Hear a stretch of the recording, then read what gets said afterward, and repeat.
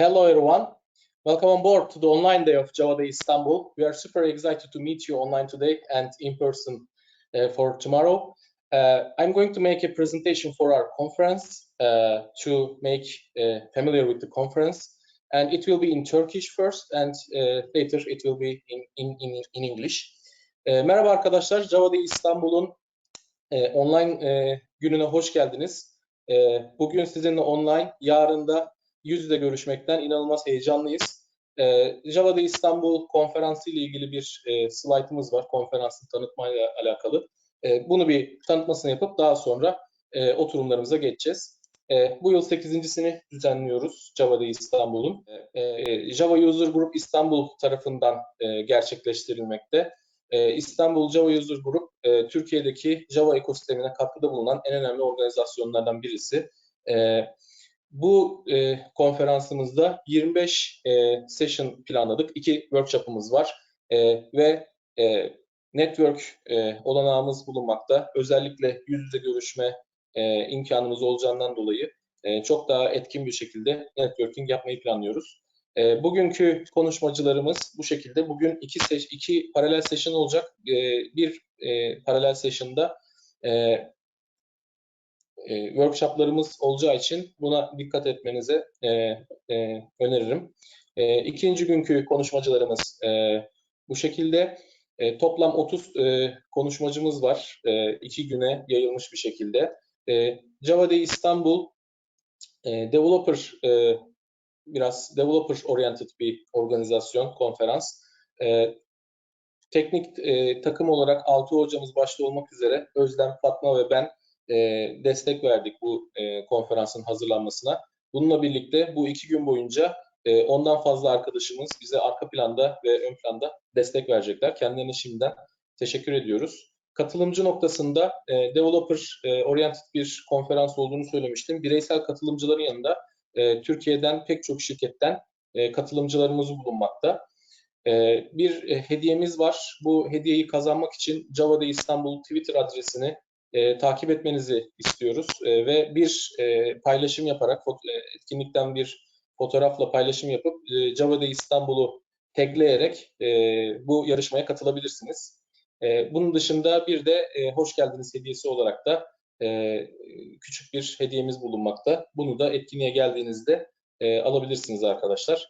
Sponsorlarımıza çok teşekkür ediyoruz. Peak Games, Adyen, Amadeus, Emlakjet, Chloe, Telenity bu konferansın düzenlenmesi için bize destekte bulundular. Kendilerine çok teşekkür ediyoruz. Yarınki etkinliğimiz Hilton Kozyatağı Oteli'nde olacak. Bize ulaşmak için e-mail adresimiz veya web sitesinden detayları öğrenebilirsiniz. I will continue in English for summarizing the event details. Java Day Istanbul is the annual developer conference. It is brought by Java User Group Istanbul. Java User Group Istanbul is the most active Java User Group in Turkey, and we are serving so much detailed events and organizations. We have in this conference we have 25 presentations, 2 workshops, and also we have networking opportunities. And since tomorrow will be tomorrow will be in person, we have more networking opportunities in person. Today will be online session, and we have 2 parallel sessions after Josh and Cora's sessions. So be aware of that. And tomorrow's speakers are here, and we have 30 speakers in 2 days.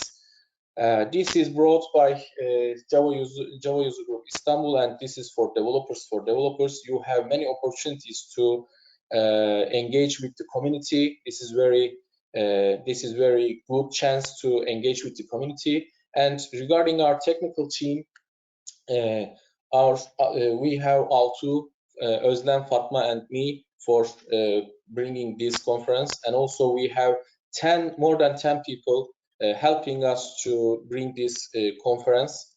And the attendees are generally developers, and we have individual attendees and also attendees from various various companies in Turkey. And you have a chance to win a T-shirt by following our Twitter channel, Java Istanbul, and taking a photo, sharing this with a tag Java Istanbul. And you know, every conference have this. We have a welcoming pack, and don't forget to take this. And thank to our sponsors, Peak Games, Adyen, Amadeus, Enlakjet, and Cloyo and Telenity, and their generous supports for having this conference to be with you. And tomorrow will be in-person conference. It will be in Hilton Kozita Hotel. And don't forget, if you have any questions, you can contact us from our email or just check the website to get the contact details. Thank you so much. And we will have now Josh and Cora. I will make Josh presenter. Hello everyone. Yeah. Yes. Hello Altuğ. Teşekkürler Hayrettin. Teşekkürler. Çok güzel başlamış oldu. Ellerine sağlık. Now we will meet with Josh and Cora. I think they can share their screen. Hello, Josh and Cora. Can you hear us? No. Oh, Okay. hi. Hi. Hello. Sorry. Welcome on board. Good stuff. Hello, Istanbul. That's great. That's great. Oh. And yeah, stage is yours. You can start. Hello again. Thank you very much for coming. Thank you. 45 minutes, is that right? So I gotta add Yeah. CE. Yeah. I don't work very hard on the slides, you can tell. Let's see. Good.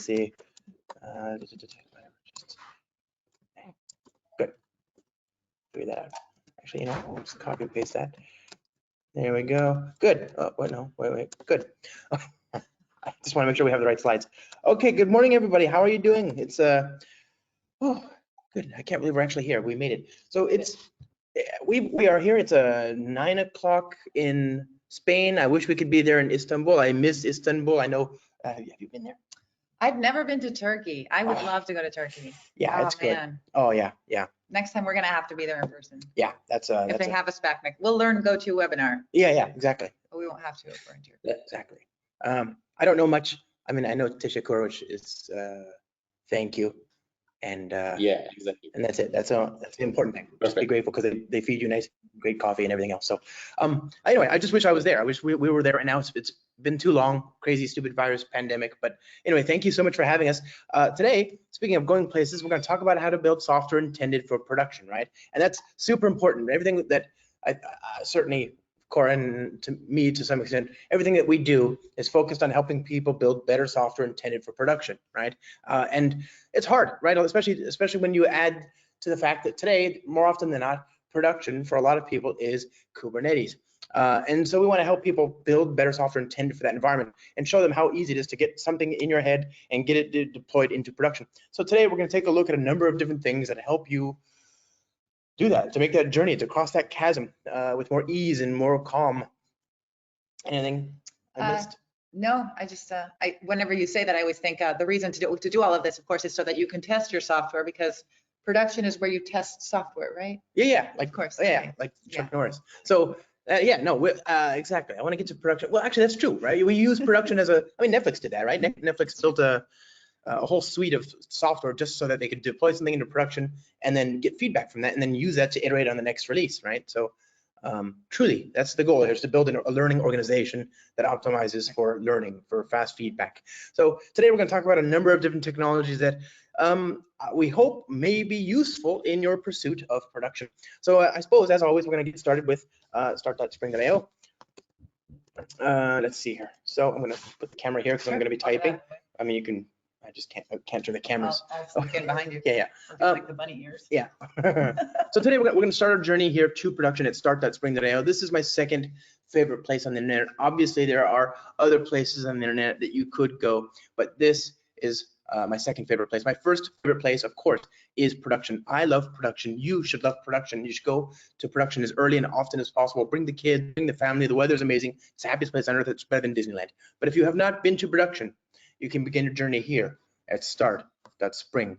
customers.io. And what we're going to do is we're going to build a new service called customers, and we're going to use Java 17. Now, friends, this is very important. Java 17 is the current long-term supported version of Java.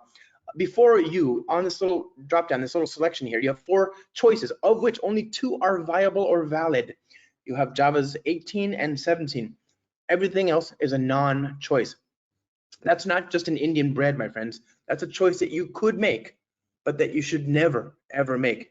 And so we are going to leave it here at Java 17, the current long-term supported version of Java. I don't know, because I can't see you all right now. I wish I could, but I don't know how many of you are using Java 17, but I would hope that it's the very large majority of people. Remember, Java 17 is technically superior in every way. It's faster, more robust, more secure, more performant, more syntax rich, more container ready, more production ready, more memory efficient.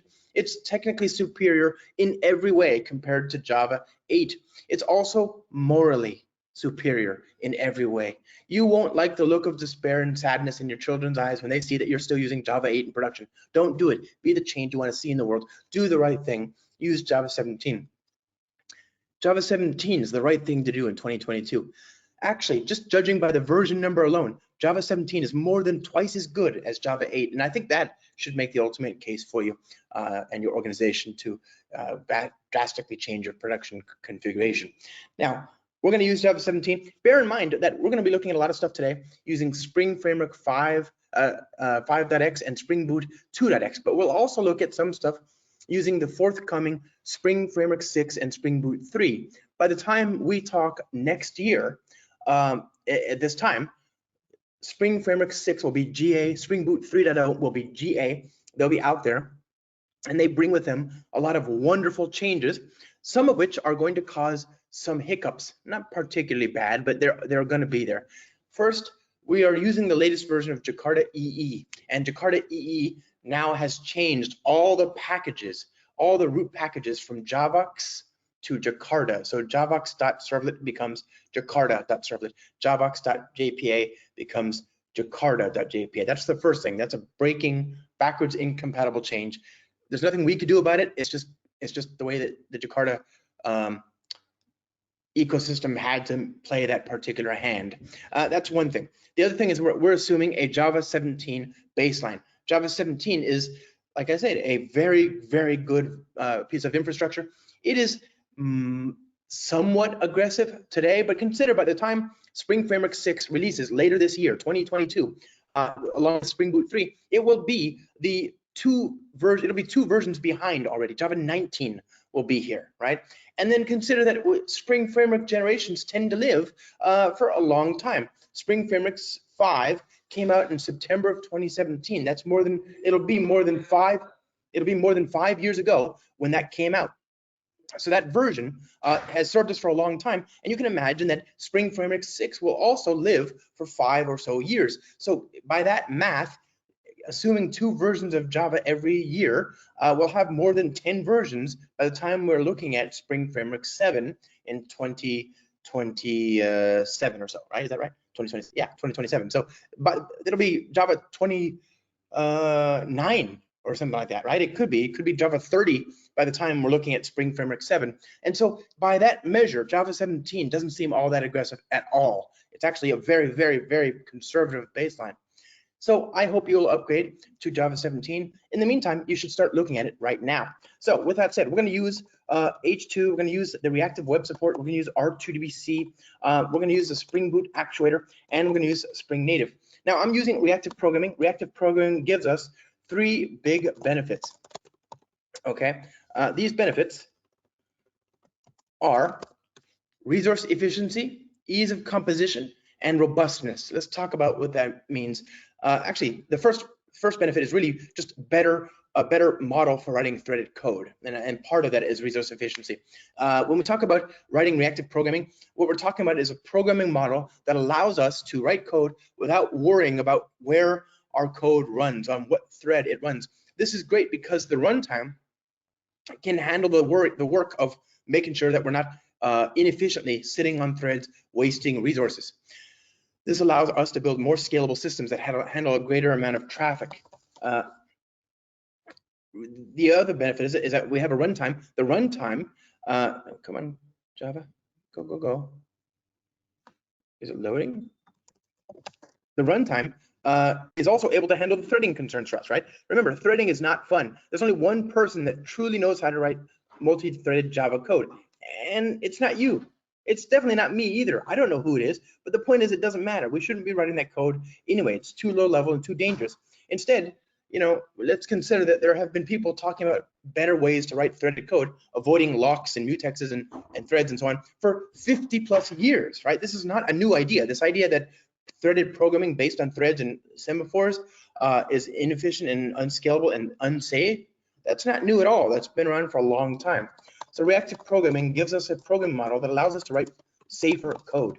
So we have now a Java record, and we're going to write this record to the database. We're going to create a repository here. Okay, extends reactive code repository. The other two benefits of reactive programming I spoke to are that we get an ease of composition. That is to say, because we're using reactive programming, we have a single abstraction. And that abstraction is called a publisher. There are two specializations of publisher. One is called Flux and the other one is called Mono. These are both reactive types. Think of them like futures, but with a lot more superpowers. Futures, or reactive streams, are one abstraction, one core type, and it makes it very easy to write code where you glue together the different data sources from different things, even if they have a different life cycle. So data from Kafka going to a REST endpoint, or from a WebSocket to RabbitMQ or whatever.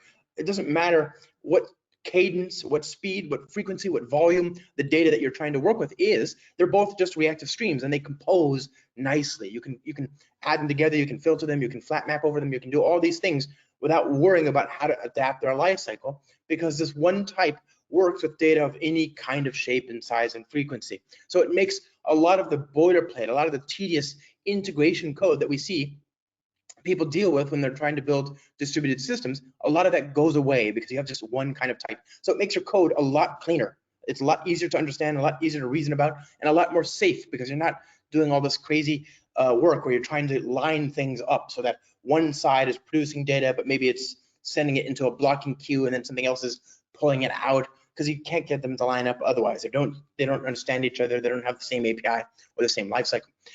And the third benefit is that because we have a single type called a reactive stream, called a publisher, we have a single place in which to interpose operators to support robustness. So remember, when you build distributed systems, you need to have something in place to handle the case where one side goes faster or slower than the other. That's called flow control. In the reactive world, we call that back pressure. We also have operators to support things like retries and timeouts and all that. And it's just built in for free. You don't really have to worry about it. You don't have to think about it. We are thinking about it. And that's the important part here, right? That's being taken care of for you. And if you want to exercise control directly, you can, but the point is you get that benefit here. Now, Project Loom is going to make this situation even better. Project Loom promises to make threads very cheap on the JVM. And so this will make it even easier to use reactive programming to write sane, consistent code. Remember, Project Loom doesn't simplify threading. It doesn't make it safer in any way. It just makes it cheaper. So that'll help with part of that first point. And so that plus all these other benefits make reactive programming in Loom really interesting. Hopefully by the time we talk, Loom will already be out there, right? Java 19, I think, is going to be the preview. And that's due, we're already in Java 18. It comes out every 6 months. So in less than 6 months from now, it'll be out. Okay, so we're going to build, and this I mentioned all of this because this is a great way to build stable, robust software that's intended for production, right? I don't want to build code that is just wantonly wasteful of all the infrastructure that we've given it, right? So we're going to build an application that streams the data back, customer get return this dot repository at find all, and it's just going to be a controller. Now I'm going to build an HTTP controller that turns its responses into payloads like this, okay? So let's just go ahead and start it. Let's see if that works. All right, good stuff. It's up and running. Localhost customers. That didn't work. What did I do wrong? What did I do wrong? At controller, at response body, get body, response. Oh, there's no data. Right, okay, so we're gonna create some schema. Source main resources, schema.sql, create table, customer, ID, serial, primary key, name, var, car, 255, not null. All right, and then some data Okay, and I'll say insert into, actually, you know what? Rather than do this in the data, I'll just do it in the Java code. It's a little bit cleaner that way. So we'll go here and I'll just create one more Spring Bean just to initialize the database. So implement application runner. And we're gonna write some names to the database. So names, just people on the Spring team. Who's some of your favorite Spring people? You. Robson. Dr. Sire. I love If you can spell Martin's name. Olga and challenge. Marcin and Spencer, Violetta, Ryan. Oh my gosh, I can Spencer, name all of them. Stefan, Favorite. There's so many. Yushin. Let's see, what is that? Is that 8 yet? 1, 2, 3. Oh my gosh, how many? Winter. Yeah, did I get Winter? For Not shame. in there. Okay, yeah, I know what I'm fixing. There we go. That's not even close. Okay, so there's a nice 8 names there. That's great because you can divide it by 2 and then 2 again. It's still 2. Makes it easier to sleep at night. And then we'll take that and write it to the repository, which I have not yet injected here. So private final customer repository. And actually, this kind of code, this is just a thing. This is just a bean whose side effect I want, right? So realistically, I could probably rewrite this as just a bean that gets returned from these, the application context, application runner, return args, customer repository, voila. Good. Okay, and and then we got this repository, so I'll say repository.save C. All right, so I'm just writing the data to the database, just a reactive stream of records, voila. Oh, there you go. Get rid of that, and good. I think that works. Okay. Good. Okay, so there's the database, and we just want to prove that it's working. So we'll say repository.find all. We'll say then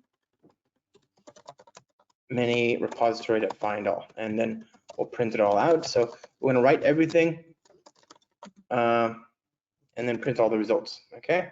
Good. So there's our reactive stream, our data in the database. That'll be fine. Let's just kick it off and try again. I guess it's this one. Okay. Very good. It's worked. Of course it worked. That was a demo. It was always going to work. There was no question about this. What we want to do is to take this to production. To support that, we need to support observability. Now, as part of this, the Spring Boot ecosystem ships with something called the Actuator. Actuator surfaces a bunch of managed endpoints that give us information about our service, including the health endpoint and a bunch of others. In order to take full advantage of that, though, we need to expose all these different endpoints. So include that. We're going to say health probes equals true, and show details is always true. Okay, so the probes are for Kubernetes. I want Kubernetes liveness and readiness probes.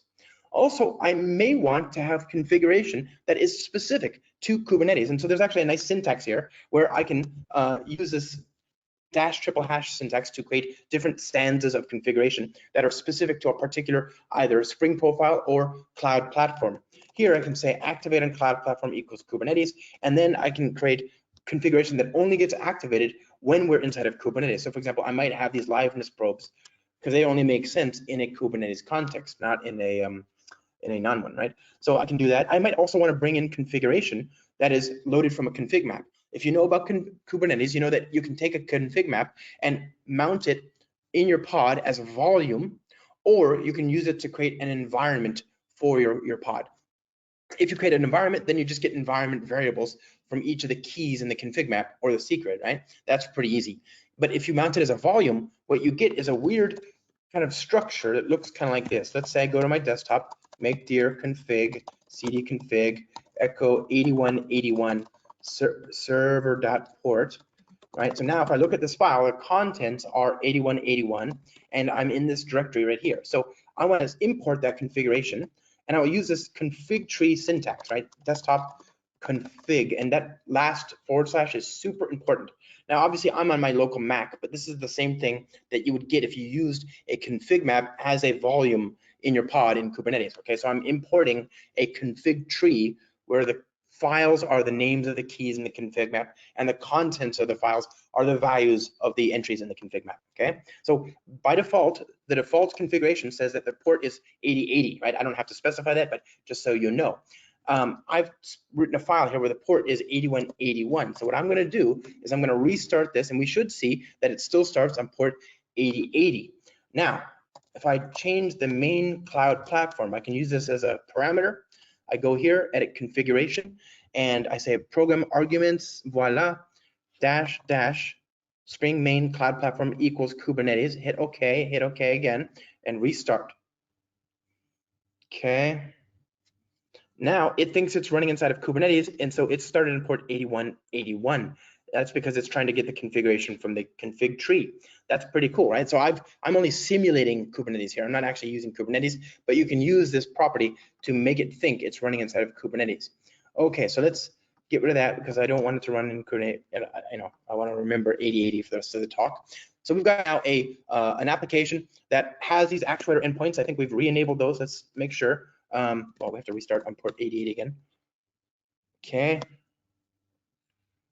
So we go here and we can see that there's a lot of endpoints here. There's the beans, caches, health, info. Info is tabula rasa, it's empty. You put configuration in there that you like, any configuration to identify the service.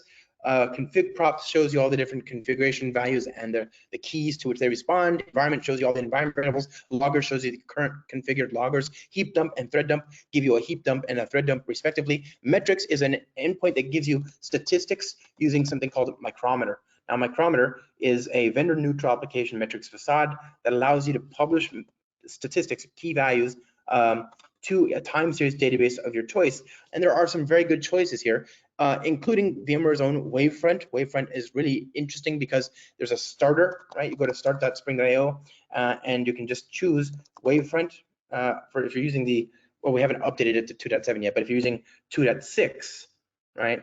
Which, remember, 2.7 just came out like a week ago, less than a week ago. If you're using 2.6, then you just add this to the Spring Boot application, start the application up, and it'll automatically configure a dashboard for you. You just click on the link in the console. There you go. You've already got a dashboard with a unified view of metrics and tracing information. That makes it very, very convenient. It's very powerful. It scales very well. For example, Reddit is a small website that you might have heard about. They're using Wavefront, right, to handle their logs and statistics and metrics. There's other ones as well, and one of the most common ones in the Kubernetes ecosystem is Prometheus, and so that's supported out of the box. So all of these endpoints are very good, but I did talk about the health endpoints, right? That's the ones, those are the ones I think are most important here. The health endpoint gives me an enumeration, like the disk space, the file system, all that kind of stuff. But what I want is, if I'm in a Kubernetes world, I want the probes to be available. Kubernetes has a very specific concept of health endpoints. One is called a liveness probe, and the other one is called a readiness probe. A readiness probe is a endpoint that Kubernetes checks before it puts your service into production, ready to respond to traffic. And so if you want to consume that, you can see I've got them enabled here. You go to /readiness, right? And it says upgrade. And there's also a liveness probe, and the liveness probe is what tells Kubernetes that the service is able to stay in production. So this is very, very convenient. You can also easily change the values of those endpoints. And if you change the value and make the service say that it's down in some way, that it's sick, well, then Kubernetes has to actually destroy the pod and schedule another one for you. So what happens when you have an existing Java application that was handling traffic and suddenly Kubernetes wants to shut down the pod that it's running in? Well, here we have a problem, right? We want to make sure that if we have any in-flight transactions, that we stop that work and then immediately start finishing up whatever work we were doing and stop accepting new requests. By default, you don't get this behavior. By default, Kubernetes will send sigterm and then sigkill in the same heartbeat, basically. It'll send it all in rapid succession so that you have no time at all to finish what you're doing. But you can enable that. You have to set a configuration option in Kubernetes, but you can also then in your Spring Boot app configure Graceful shutdown. Okay, so here by default it's immediate. We want Graceful. Specify that, and then optionally specify how much time you want between sigterm and sigkill. In this case, I want 30 seconds, and you'll get a very, very clean, reliable, predictable scale down effect here.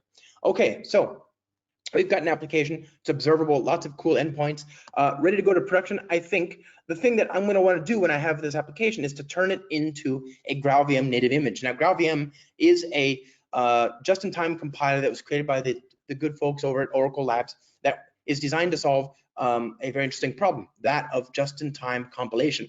It was originally meant to be an OpenJDK drop-in replacement for Hotspot. Just-in-time compilation is amazing. It's the thing that allows you to take your code and to turn it into native optimized architecture and operating system specific binaries. The result is that applications, even mediocre Java applications, can sometimes have performance better than a well-written C or C++ application. And it's not hard to see why. When you write C or C++, your job is to keep track of the memory. And so the easiest way to do that is a pattern called resource acquisition is initialization. And the idea is that when you enter a scope, you malloc or allocate some memory, you work with the memory, then you free the memory. So you're constantly creating memory and disposing it, right? All the time, creating it, disposing it. And this creates lots of little memory bumps in your application, very unpredictable. And goodness knows, if you have a memory leak, then of course it's much worse. In Java, we have a garbage collector that can see the whole system. It doesn't just see what you're doing in a particular scope. It sees the whole contiguous block of memory, and it's constantly keeping things as optimized as possible. And it tries to disrupt your program flow as little as possible.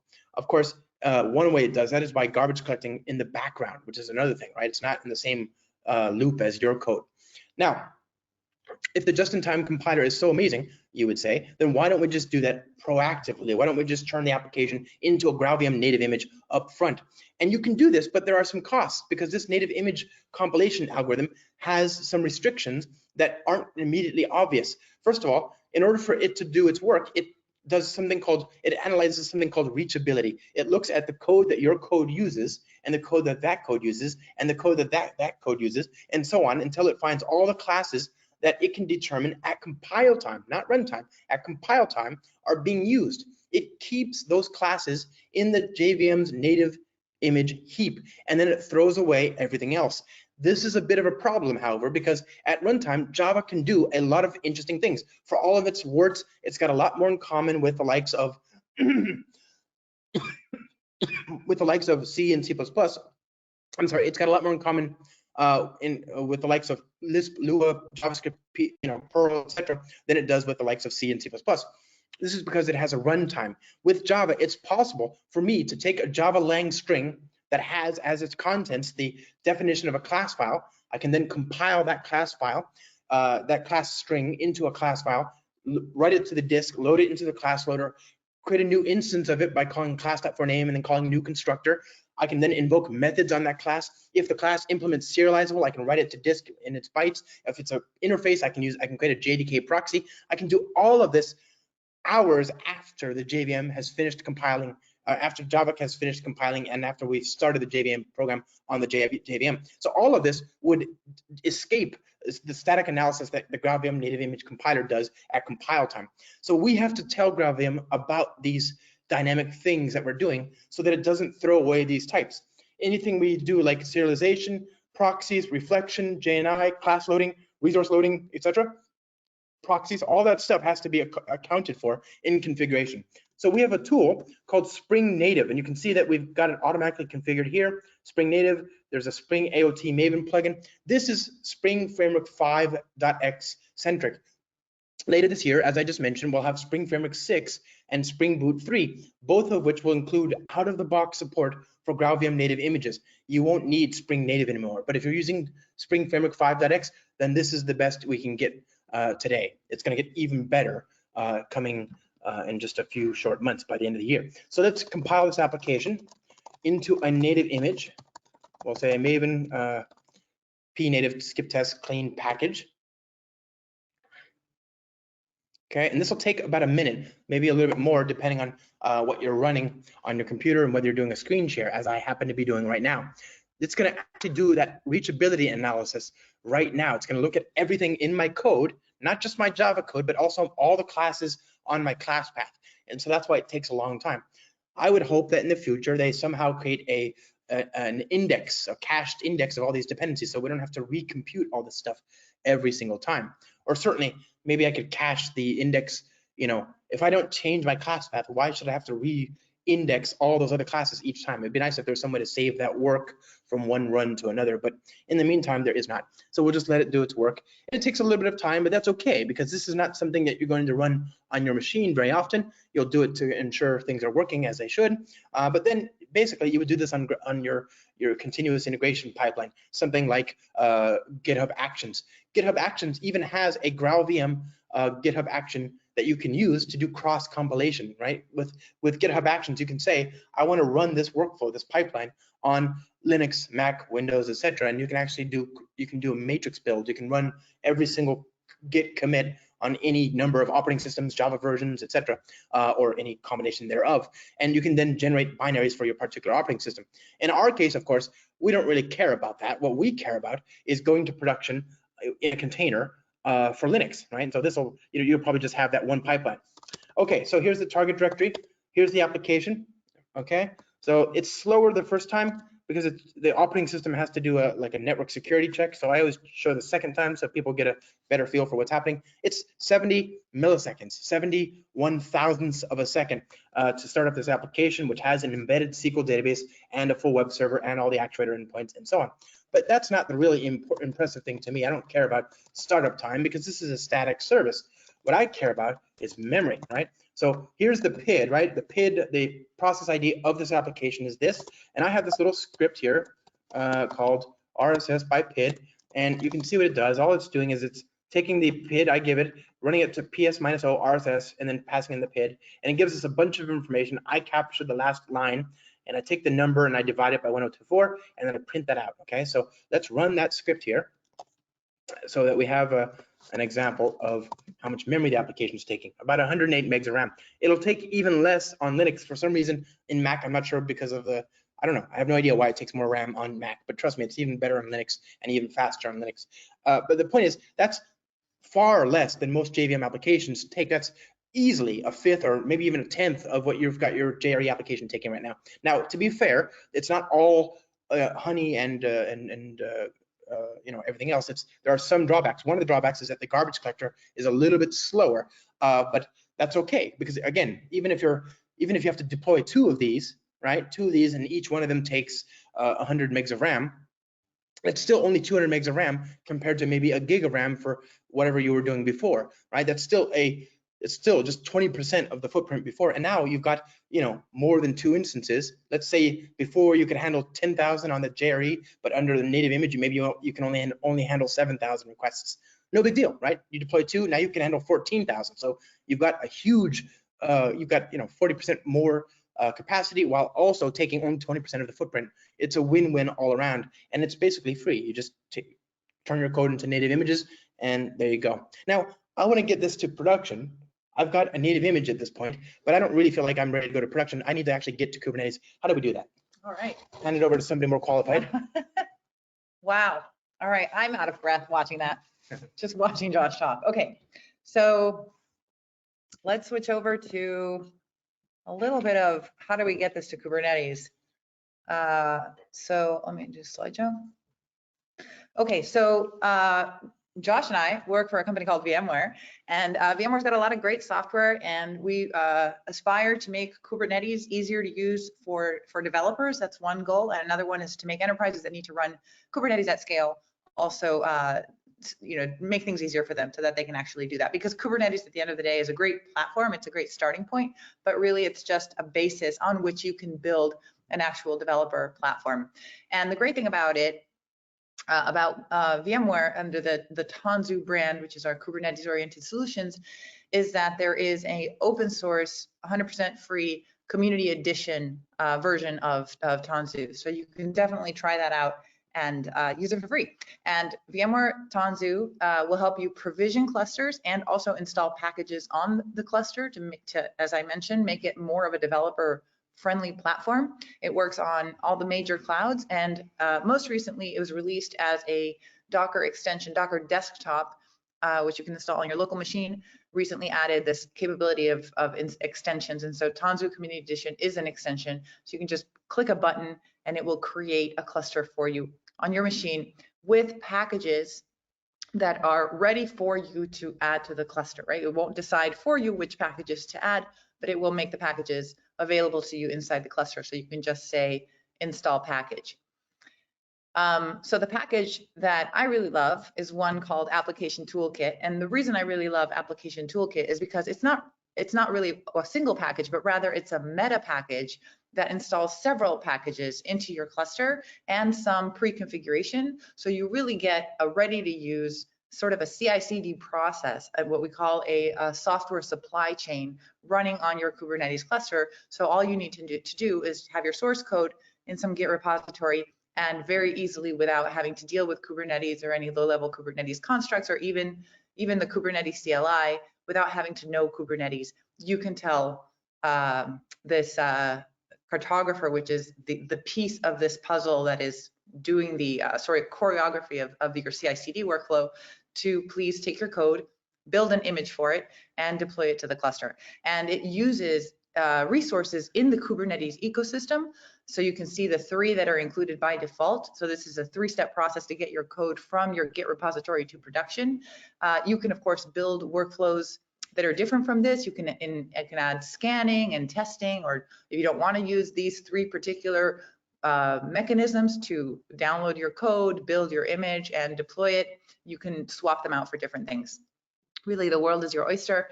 So all you have to do is create your cluster, and then in basically almost a single command, besides giving credentials to talk to your image registry, it's another single command to get this installed and ready to use. So that's what we have. So the reason, so the first resource here is the one that gets your code, downloads every time you do a git commit, it downloads that code to the cluster. Kpack builds images, and Knative runs them. So each one of these resources is really interesting in and of its own. Kpack is a way of building images in a very structured way, as compared to Dockerfile. Every Dockerfile that you write, if you're building images with Dockerfile, a Dockerfile is a custom script, and every developer writes their own custom script. And with that, there's a lot of complications in terms of how do you ensure the quality of script, how do you ensure that you're using the same sort of best practices across all your applications. There's a whole slew of complications. So build packs help you have a structured, common way to build images. And if you use this Kpack resource, you can use build packs on Kubernetes. You can also use build packs on your local machine. If you're developing with Spring Boot, for example, you can use the Spring Boot build image or the equivalent Gradle goal, and you'll be using build packs to build an image out of your source code on your local machine. But you can do this on Kubernetes using Kpack. So that's what we use for building images. And then Knative serving, if you've deployed an application on Kubernetes before, you know that you have to describe what you want deployed. And generally, in the most simple level, you generally use a deployment, and then you use a service to expose it to the external world, to route traffic to your instances. But there's so much more that you could do if you had a more robust sort of deployment. You could manage versions, you could manage traffic across versions, you could scale instances to 0 if there's no traffic. But instead of writing all of that configuration, you can simply deploy your application using a product called Knative Serving, and Knative Serving will do all of that for you with very little configuration. So that's why in our default supply chain, we use Knative Serving to actually run the application. So I'm going to show you this running, but you can also, if you want, just grab a screenshot of this, and we have a hands-on workshop where you can replicate what I'm going to show you. So you can try it yourself and walk through it a little bit more slowly. So for now, Josh has kindly put, are we running out of time here? A little bit. Okay, so, you know what? I'm going to, so that we don't run out of time, I'm going to end this session and start a new one. So this is what you're going to see. And then did we have a notepad with the? Yeah, go to cat desktop notes.md. Okay. All right. Up notes.md. Is that what you wanted? Yes, that's exactly what I, okay, so I am just going to copy my command here. Okay, so we're just starting over because this workshop gives us an hour of time and we're running out. Okay, so I'm just going to run this command. I'm just dynamically generating a workload name based on the session. Just for this training environment, that's important. But basically, as a developer, I'm just saying, using a Tanzu CLI, I'm saying create a workload for me, and I'm giving it the information for this app. So here is Josh's code that he just showed you. I'm saying get the main branch. The code happens, this repository contains a few different applications. So I want the Java application that's in the Kubernetes native Java customers path. And I'm saying, of course, Josh has already talked us into using Java 17. So I want to make sure that during the build, the JVM and the JDK that are used to build the container image are Java version 17. And because Josh has made this a GraalVM application, I'm also instructing the build to build it as a native image. So I have 2 environment variables set for build time. But aside from that, there's very little configuration here. And so I can see the YAML for that. If I were to write this imperative command, CLI command as YAML, I could do that. It gives me what that would look like, but it's the same information. And then this command starts to tail the logs for me. And so I can see already that it's begun to do the build. So if you're familiar with build packs, for example, you can see here that it automatically detects what collection of modules will understand my code and be able to convert that into an image. So you can see that it's detected, of course, that it's a Java application. It's pulling down the JVM and the JRE with this Bellsoft Liberica build pack. It realizes it's a Maven application, that it's a Spring Boot application, and that it's a native image application. So all of these things are pieces of intelligence that are used to create an image for my application, instead of me having to write a Docker file. That would never do a build as good as the build packs will, because the build packs are built by people who specialize in building applications, building images for applications. So so that process is gonna, oh, it didn't build. Unable to invoke layer creator. I'm not sure why this happened, but do you want to? You want to take the code that's in there and just put that in the? I can delete it and try it again, I guess. We'll take the code that's in my local thing and put it in the GitHub repository, because it's running the Maven plugin and it's failing there. Take the code that's in your repository. You have a different repository? Well, the code that we just wrote, right? The customers that we just wrote, just change the one that's in the Git repository. Yeah. Okay. Do it for 1 second. Okay, So so live debugging here. yeah, a little bit of fun goes a long way. So this is the new. Let me take this. Come on, internet, go faster. Go faster. Sound like we're not all waiting. You seeing this? You saying you have a different repo? No, it's the same one, but we have with the code we just wrote. We need to check it into this. Oh, check it in. Yeah, I can't even load GitHub.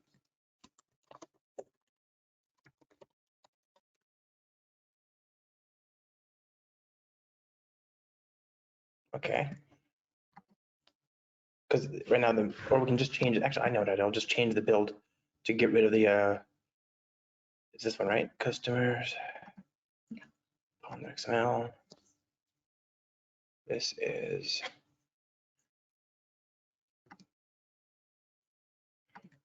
Get commit ID.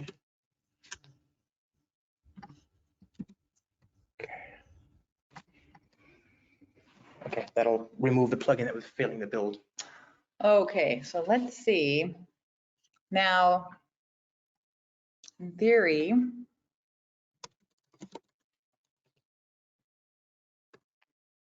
My fault, everybody. I changed the code last night without remembering. let's give it a chance. Because this should.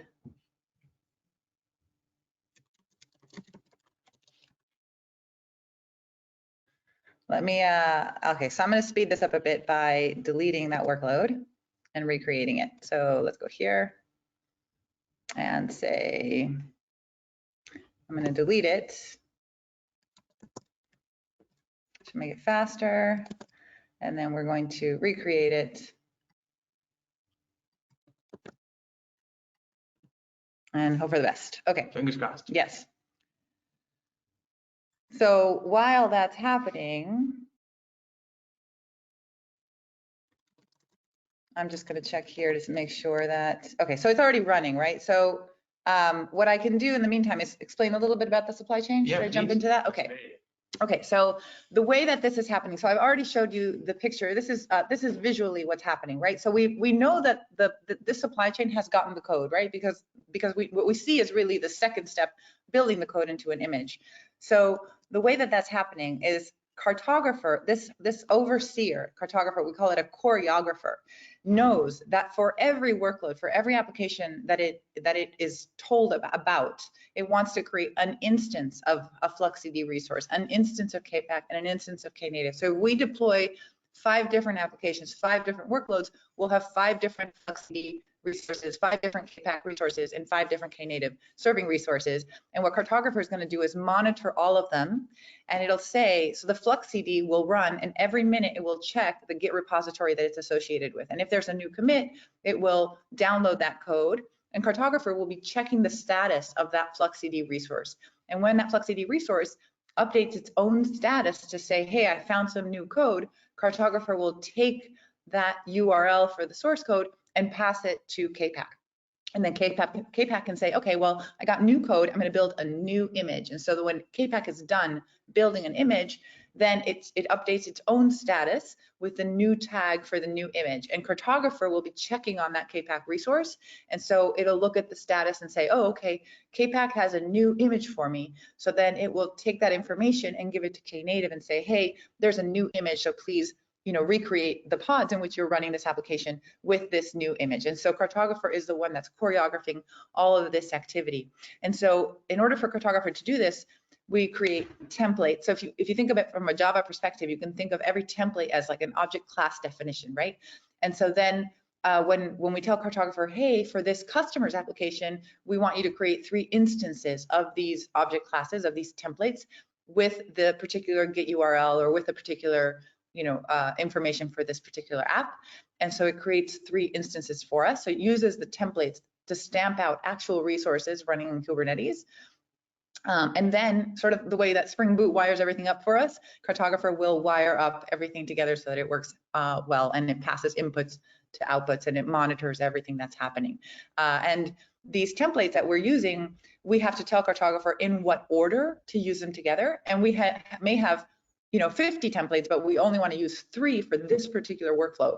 So these templates are reusable, they're mix and match. And so you can create different workflows, what we call different supply chains. And so then there's an idea of this supply chain where you say, I want these and I want these in this particular order. So I'll show you a little bit of what that looks like. So this is still building. So while it's doing that, I will show you, let's look at one of these. I'm gonna save, oh, you know what? I'm gonna have to do a little, okay, so I think I can do paste and copy. Okay, yes. So we're gonna save the Git repository definition to a file, and then I'm just gonna open it up in an editor right here in this environment. It'll just take 1 little second to open up. And here we go. So this is just an example of the first resource.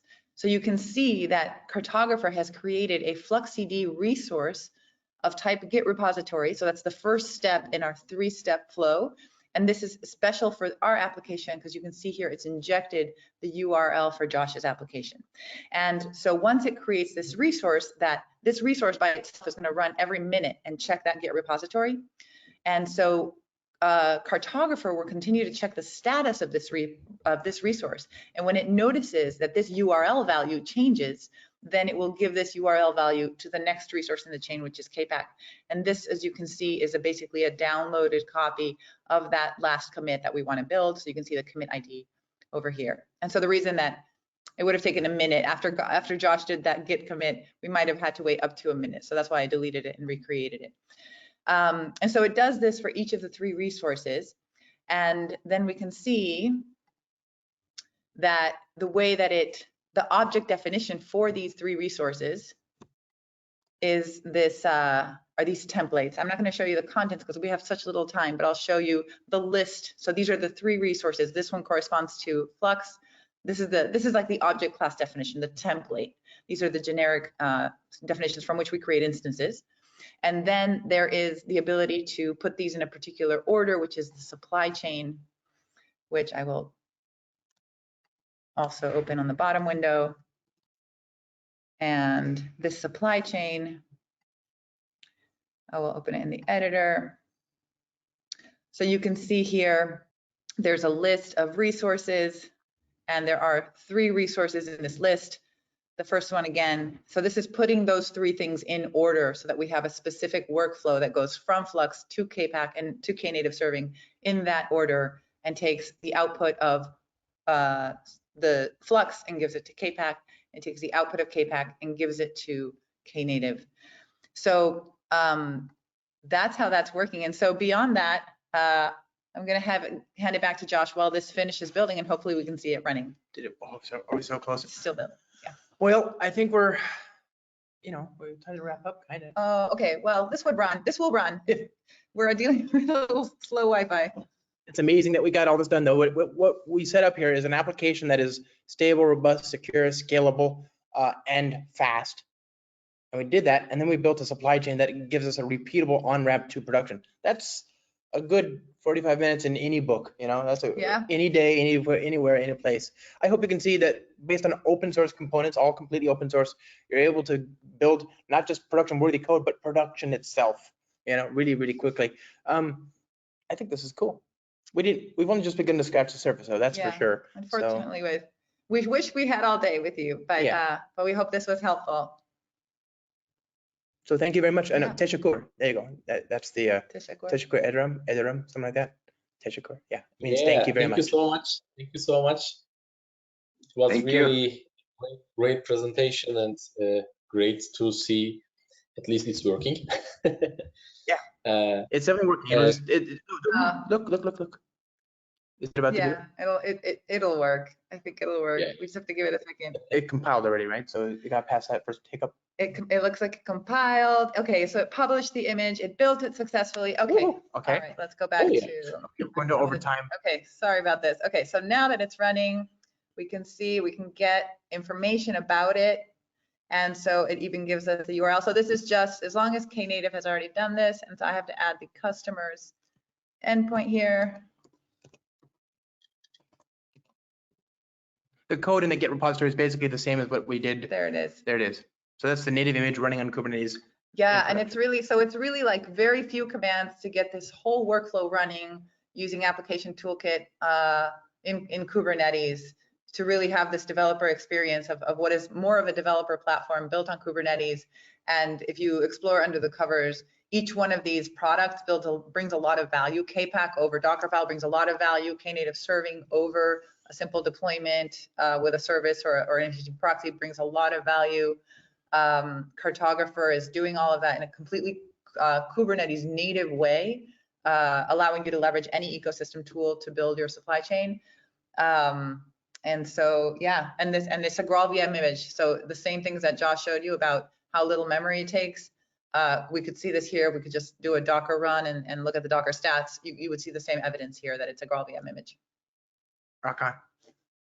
Yeah. Thank you. Have a good day, everybody. That's awesome. Thank you so much. I can see there are no any questions. If there are any questions, you can write on the questions section. I'm at StarbucksMan on Twitter and josh@joshlong.com. Yeah. If you want to reach out to me there, where do we go? Questions, you can also reach Josh. Yeah. Thank you so much. Thank you. Thank you for having us. It was a pleasure. Thank you. Okay. Bye-bye.